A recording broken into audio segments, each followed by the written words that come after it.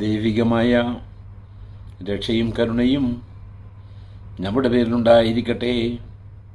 വിശുദ്ധ ഖുർആൻ സൂറത്ത് അൽ മുൽക്ക് അധ്യായം 67 വചനം 29. ബിസ്മില്ലാഹിർ റഹ്മാനിർ റഹീം. ഖുൽ ഹുവർ റഹ്മാനു ആമന്നാ ബിഹി വഅലൈഹി തവക്കൽനാ ഫസതഅലമൂന മൻ ഹുവ ഫീ ളലാലിൻ മുബീൻ.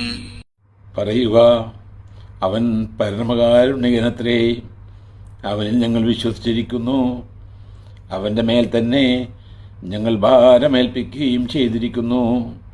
എന്നാൽ അടുത്ത് നിങ്ങൾക്ക് അറിയാറാകും സ്പഷ്ടമായ വഴിപിഴവിൽ ആരാണ് ഉള്ളത് എന്ന്.